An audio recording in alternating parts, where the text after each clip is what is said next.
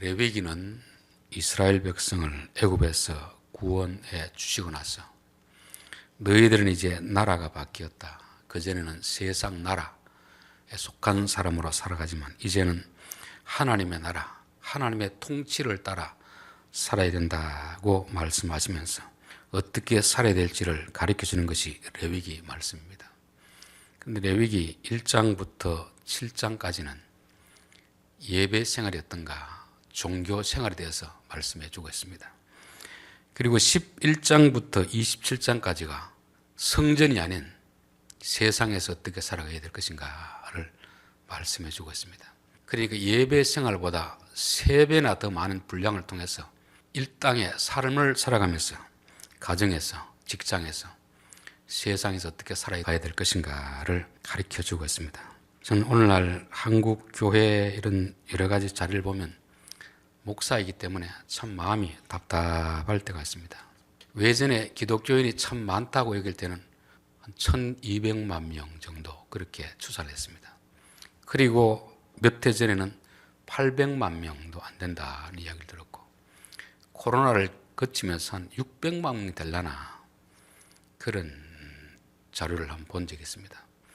그런데 이게 중요한 것은 기독교인들은 자꾸만 줄어가고 있는데 가톨릭 교인들은 점점 늘어가고 있답니다. 전도는 누가 열심히 하죠? 기독교가 훨씬 더 열심히 하는데 정작 기독교인들은 자꾸만 숫자가 줄어들고 있고 천주 교인들이 자꾸 늘어나고 있다는 것을 보면서 우리 한국교회가 뭔가 지금 방향을 잘못 잡고 가고 있구나. 우리는 전도만 하면 사람들이 다 교회에 올 것으로 생각하는데 종교 생활을 통해서 구원이 이루어질 것처럼 생각하는데 천주교가 교리적으로 보면 훨씬 우리보다 못합니다. 개신교가 훨씬 더 성경적으로 바른 교리를 가르치고 있는 거죠. 근데 세상 사람들은 교리를 보는 게 아니고 그 종교에 속하고 있는 사람들의 삶을 보고 믿을지 안 믿을지 결정하는 것입니다. 그리고 나서 교회에 와서 교리를 배우는 것인데 우리는 지금 전도도 열심히 하고 교회 숫자도 많고 교인 수도 많아졌는데 점점 그리스도인의 영향력은 점점 줄어들고 있다는 것입니다. 이런 식으로 나가면 과연 다음 세대 이 교회가 어떻게 될 것인가 생각하면 심히 참 마음이 답답합니다.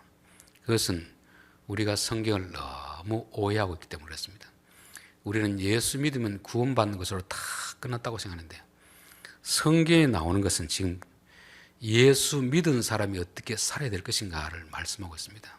예수 믿는 건 순간인데 예수 믿고 나서 예수 믿는 사람으로 살아가는 삶은 참 내 안에 있는 외사람과 지속적으로 싸워가야 되는 그런 삶이 필요한 것입니다. 우리 사람이 자라고 나이 드는 과정을 봐도 마찬가지 아닙니까? 키가 자라고 덩치가 자라는 것은 한 20대까지 그렇게 자라잖아요. 20대 이후로부터는 더 이상 덩치, 키가 안 자랍니다. 그 다음부터는 뭐가 자라야 되겠습니까? 생각이 자라야 돼요. 생각. 그전에는 이기적인 생각을 가지고 있던 사람들이 점점 자식이 부모님의 입장에서 보고 형의 입장에서 보고 동생의 입장에서 보고 다른 사람 약자의 입장에 서면서 생각이 자꾸만 성숙해져가는 과정이 필수인데 우리는 이 과정을 아주 무시하는 거죠. 믿기만 하면 된다는 이 구원파의 교리가 기존 교회 안에도 그대로 들어와 있기 때문에 구원받은 그 이후의 삶에 대해서는 그렇게 신경을 쓰지 않습니다. 성경에는 구원은 은혜로 베풀어 주었으니까 그 다음부터 너희들이 힘써 윗사람과 싸워서 그리스도인의 삶을 살라는 것입니다. 우리가 나이 드신 분들을 이렇게 지칭할 때 보면 이제 노인이라 부르기도 하고 어른이라 부르기도 하고 한편은 꼰대라고 부르기도 합니다. 아무나 어른이라고 불러주진 않잖아요. 나이는 들었는데 생각이 참 넓은 사람들, 젊은 사람보다 더 마음의 폭이 넓은 사람들, 관용하고 더 많은 사람들에게 베푸는 이런 사람을 우리가 어른이라고 부르는 것입니다. 단지 그것이 되지 않고 세월만 오래 산 사람들 그냥 노인이라는 거죠. 그래서 노인이라는 말에는 조금 비하시키는 그런 의미가 되어 있습니다. 꼰대란 말은 나이는 많이 들었는데 생각은 자기 속에 갇혀가지고 어린아이와 같은 그런 생각을 가진 사람들을 꼰대라고 하는 것입니다. 적어도 예수 믿는 사람들은 세상 사람들에게 꼰대란 말을 들어서는 안 됩니다. 노인이란 말을 들어서도 안 되고 어르신 이런 말을 들어야 됩니다. 이것은 단지 그냥 불러주는 게 아니고 저 사람을 보면 저렇게 인생을 오래 살면서 참 사람이 마음이 넓구나. 여러분 자녀들 손자들 키우는 건 그렇잖아요. 부모가 자녀를 키울 때는 뭐 조금만 잘못하면 다 회초리 들고 야단치고 그랬는데 할머니 할아버지 어떻게 합니까? 그냥 둬라 하고 싶은 대로. 그만큼 살아오면서 조급하지 않고 여유를 가지고 자녀들을 대하니까 손자 손녀들이 할머니 할아버지 좋아하는 거죠. 어머니 아버지보다. 어머니 아버지는 아직까지 속이 너무 좁은 거죠. 자기가 경험한 그 경험의 틀 안에서 자식을 키우려고 하다 보니까 자식들이 보기에는 부모는 그렇게 썩 달갑지 않습니다. 그에 비해서 오히려 할머니 할아버지들은 이제 좀 나이가 들고 보니까 야 내가 어릴 때 너무 자식을 잘못 키웠구나. 다시 돌아갈 수는 없지만 손자 손녀를 대할 때 그냥 사랑으로 이렇게 쭉 하는 것입니다.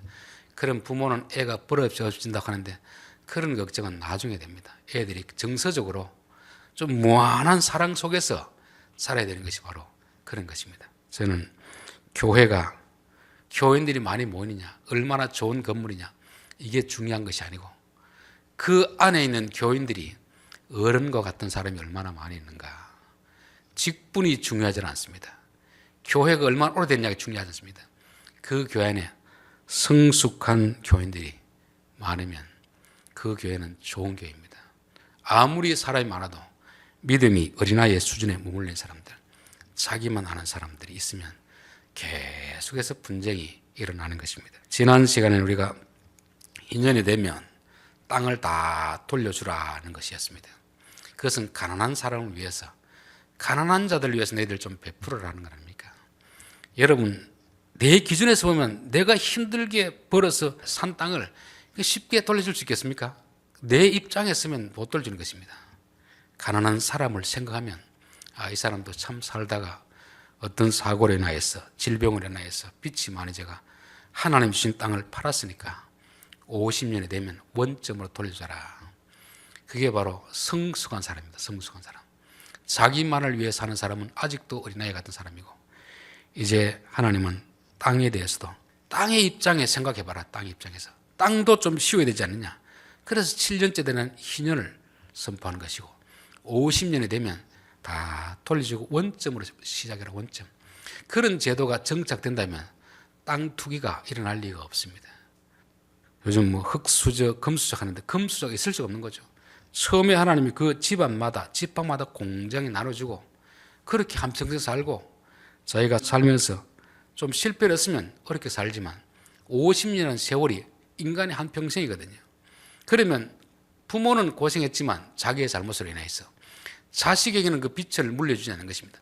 처음부터 다시 시작하도록 하는 이런 제도를 주셨는데 이스라엘 나라에서도 이게 정상적으로 그렇게 지켜지진 않았습니다. 왜냐하면 이스라엘 백성들이 구원받은 것에만 감사하고 성숙해지지 않았기 때문이거든요. 성숙해지지 않으면 이게 행할 수 없는 그런 것입니다. 자, 오늘 17절 말씀. 너희 각 사람은 자기 이웃을 속이지 말고 내 하나님을 경외하라. 나는 너희 하나님 여호와이니라. 사람을 속이지 마라. 이웃을 속이지 마라. 여러분, 이웃을 속인 이유는 왜 속이겠습니까? 속인 이유는 뭐 때문에 속이겠습니까? 장사하는 사람들이 속인 이유는 뭡니까? 돈을 좀 더 벌기 위한 거 아닙니까? 돈.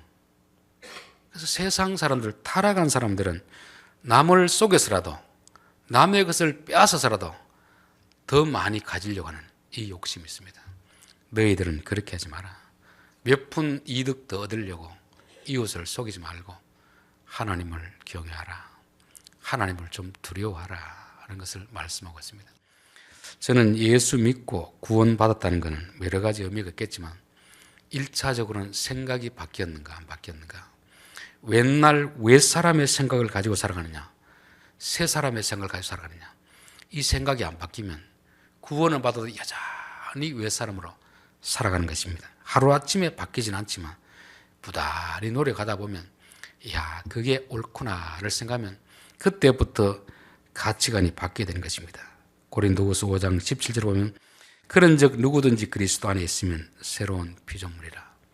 그리스도 안에 있으면, 그리스도의 말씀의 가치를 가지고 살면 새로운 피조물이 되는 것이고 인격이 성숙해져 가는 것입니다. 그 앞에 16절에 보면 그러므로 우리가 이제부터는 어떤 사람도 육신을 따라 알지 아니하노라. 이전에는 육신을 따라 알았다는 건 뭡니까? 세상 기준을 가지고 사람을 판단하는 거죠. 돈이 많은 사람은 부러워하고 가난한 사람은 무시하고, 이게 육신적 타락한 본성으로 사람을 대하는 것입니다. 우리가 예수를 믿었으면 이제는 가난한 자나 부한 자나 동등하게 대하는 것입니다. 부자 앞에서 기죽지 않고 가난한 사람 앞에서 큰 소리 치지 않고. 왜냐하면 이런 게 다 누구 것입니까? 하나님의 것이고 그게 자기 것이 아니거든요. 언젠가 하나님이 다 고정하면 죽을 때는 어떻게 되죠? 부자나 가난한 자나 아무것도 가지고 못한 것입니다.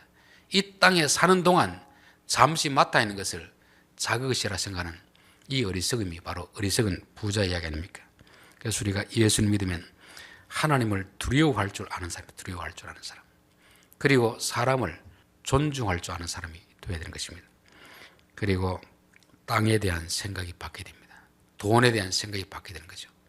예수를 믿기 전에는 돈이 최고다, 땅이 최고다, 땅 많은 부자, 돈 많은 부자. 그런데 그렇게 되면 그 사람은 땅과 돈을 신으로 섬기는 것입니다. 더 이상 돈이라든지 땅이라든지 그 사람의 어떤 도구가 아니고 그 사람의 신이 되는 것입니다. 자본주의 폐해가 그것 아닙니까? 자본주의 세상에서는 돈이 신입니다. 좋은 대학이 어떤 대학입니까? 좋은 직장에 취직시켜주는 대학이 좋은 직장입니다. 좋은 직장은 어떤 직장입니까? 월급을 많이 주는 직장이 좋은 직장입니다. 그래서 우리나라 이제 대학이 지금 거의 다 무너지고 있습니다. 인문계로 가는 사람이 거의 잘 없어요.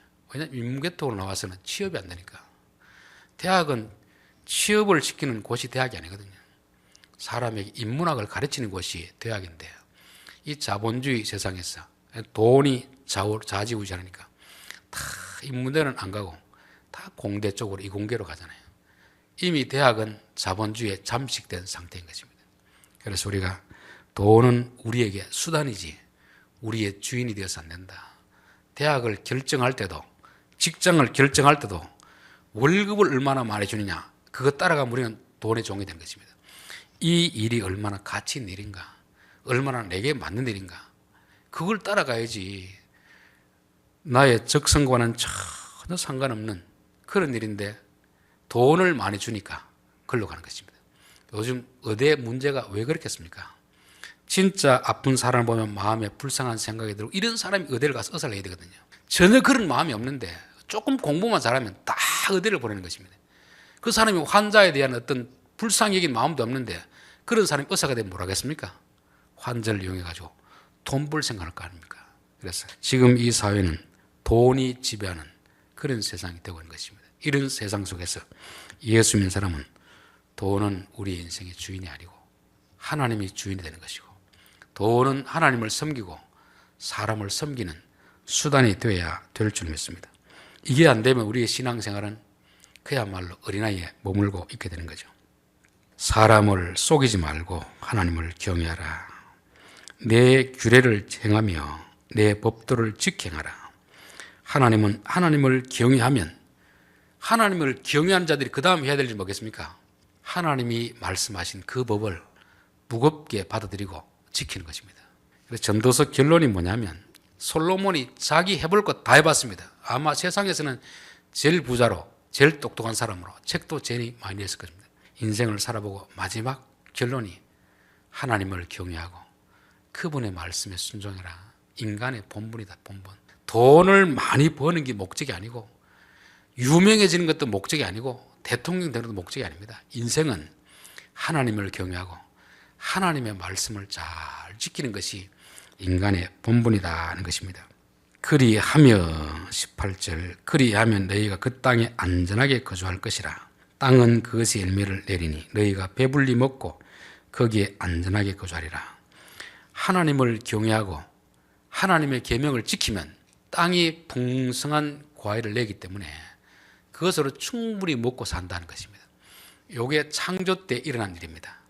창세기 1장, 창세기 9장에 보면 하나님이 인간을 창조하고 나서 너가 하나님 마음으로 세상 만물을 좀 잘 다스리자. 그러니까 그 당시는 일이라는 게 먹고 살기 위한 생계수단이 아니었습니다. 하나님이 우리에게 맡기신 사명인 거죠.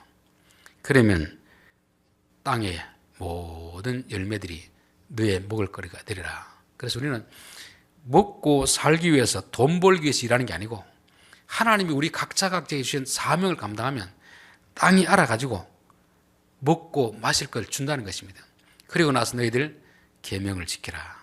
요 계명 어기면 안 된다. 선악과 먹지 말라 하고 했잖아요. 이 타락 전에는 먹고 사는 걱정 안 했습니다. 우리가 아마 직장생활 하더라도 돈이 없어서 그 직장에 다니게 되면 참 힘듭니다. 사표를 쓰고 싶어도 여기 사표 쓰고 먹고 살 없는 사람들은 그 직장이 스트레스가 되는 거죠.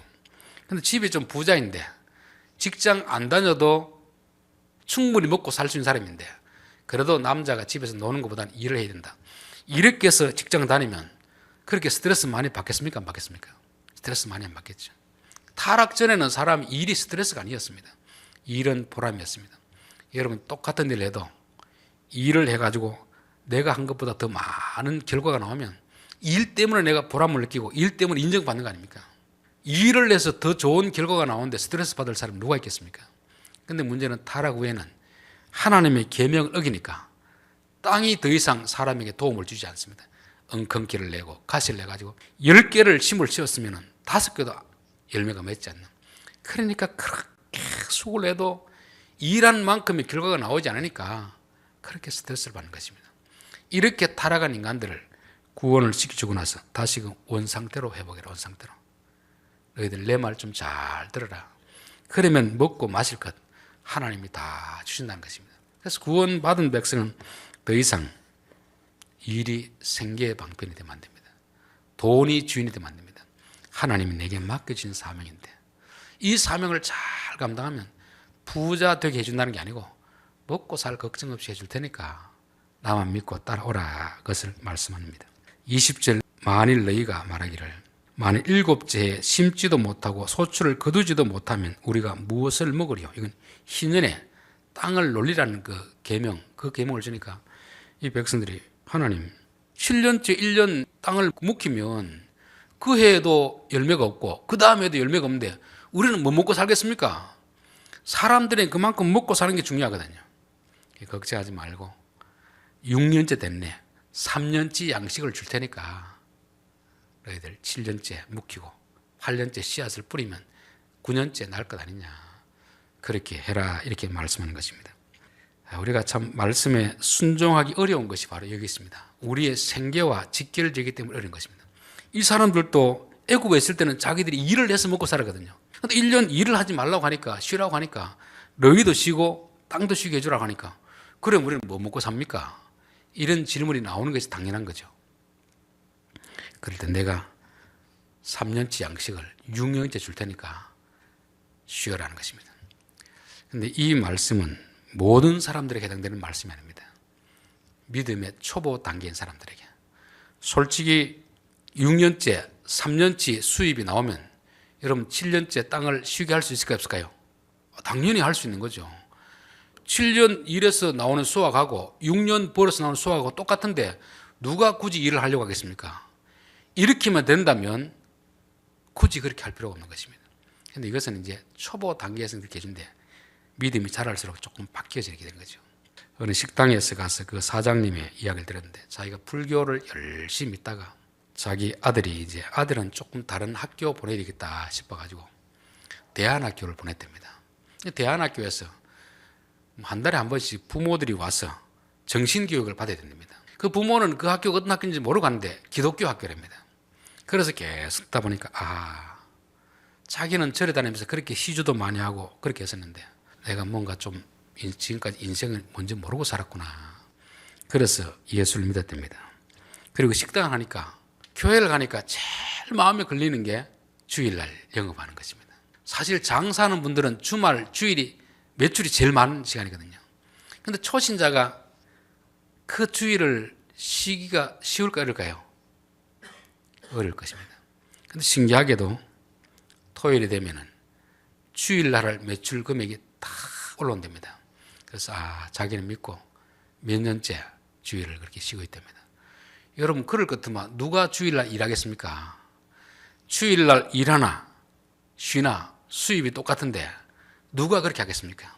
우리에게도 그렇게 되면 땅을 7년째 안 놀릴 사람이 누가 있겠습니까? 그렇겠죠? 근데 이거는 특별히 믿음이 약한 사람들에게 해당되는 그런 말씀입니다. 외절에 드린 이야기인데, 한 분은 장사를 하시는 분들 역시 교회에서 주일을 지키라는 이야기를 듣고 나서 참 마음에 걸려가. 그래서 내가 한번 안 지키면 계속 마음에 걸리고 한 번은 내가 해봐야겠다 싶어서 하나님 1년만 내가 한번 시험해 보겠습니다. 그렇게 했습니다. 그래서 믿음으로 일요일 날 문을 닫았습니다. 한 달이 지나고 두 달이 지나도 이 말씀처럼 토요일 날 매출이 2배 오르지 않더랍니다. 6개월이 지날 시점에 이게 뭐 성경은 분명히 뭐 3년치 양식을 준다고 했는데 이거 지금 주일을 지금 문을 닫으면 토요일 날 주일 매출까지 다 해주면 좋을 텐데 안 되는 걸 보고 나서 접을까 아니면 남은 6개월을 더 할까. 그래도 남자가 칼을 뽑았으면 결심을 했으면 1년 해봐야 될 것이 아닌가. 그래서 1년을 채웠답니다. 1년을 채우고 결산을 해보니까 수입은 주일날 일하는 만큼 수입이 줄었답니다. 근데 결산 지출을 해보니까 지출이 줄었더래요. 수입하고 지출 해보니까 이꼴이 됩니다. 그러니까 1년 365일 일하고 벌고 쓰고 남은 돈이나 주일을 빼고 일하고 남은 돈 똑같다는 겁니다. 그러니까 주일날 일했을 때는 뭐 병원에 돈, 또 어떤 안 들어야 될 돈, 그런 돈이 많이 빠져나갔었는데 주일을 쉬고 예배를 드리고 하다 보니까 매출은 그만큼 오르지 않는데 나가지 않아도 될 돈을 하나님이 막아주셨다는 그런 이야기를 하더라고요. 그 정도만 돼도 여러분은 어떻게 되겠습니까? 말씀에 순종하겠죠. 왜냐하면 일을 많이 하나 적게 하나 돈은 많이 버는 게 중요한 게 아니고 제대로 쓰는 거 아닙니까? 아무리 많이 벌어놓고 쓸데없이 뭐 사고로 다른 병원에 다 갖다 줄 바에는 안 벌고 말지. 그 돈 벌어가지고 이미 몸은 망가졌는데 돈을 벌 때는 돈을 쓰려고 버는 거지 병원에 갖다 주려고 쓰는 거 아니잖아요. 그럴 바에 아예 안 버는 게 낫잖아요. 근데 문제는 그 다음이 문제입니다. 다니엘서 3장 17절에 보면 왕이여 우리가 섬기는 하나님이 계시다면 우리를 맹렬히 타는 풀무 가운데에서도 능히 건져내시겠고 왕의 손에서도 건져내시리이다. 그렇게 하지 아니하실지라도 왕이여 우리가 왕의 신들을 섬기지도 아니하고 왕이 세우신 금신상에게 절하지도 아니할 줄을 아옵소서. 진짜 믿음은 어디서 나느냐? 희년을 지키려고 할 때 6년째 3년째를 꼬박꼬박 주면 안 지킬 사람이 누가 있겠습니까? 주일날 문을 닫았는데 토요일날 매출이 2배 되면 안 지킬 사람이 누가 있겠습니까? 아니면 적어도 두 번째 경우처럼 수입은 줄어들더라도 지출이라도 줄어가지고 잔액은 똑같게 된다면 그렇게 순종 안 할 사람이 누가 있겠습니까? 문제는 그렇게 되지 않을 때가 문제인 거죠. 다니엘의 세 친구들처럼 억울하게 신앙을 지키기 위해서 이 사자굴에 들어가도 하나님은 이 가운데 지켜줄 줄 믿습니다. 그러나 그렇게 하지 아니하실지라도 저희는 여전히 하나님을 믿겠습니다. 이게 신앙인하고 종교인 차이 아닙니까? 사단이 하나님 앞에 와서 뭐라고 합니까? 하나님이 욥을 자랑하니까 하나님 내가 다 교회마다 다 돌아봤습니다. 믿음 좋은 권사님, 장로님 다 돌아봤습니다. 사업 잘 될 때는 신앙생활 잘하는데 사업 부도나고 질병 나고 그러니까 신앙이 뭐고 다 팽개칩니다. 복을 주니까 하나님 섬기는 거지 복을 거두어 가보십시오 하나님 섬기는 거야. 그때 하나님은 그러면 네가 한번 테스트 해봐라. 욥은 테스트 했을 때 주신 이도 여호와이시오 거두어 가신 이도 여호와이시니라. 적어도 우리는 말씀을 순종했을 때 분명히 손해나는 걸 알거든요.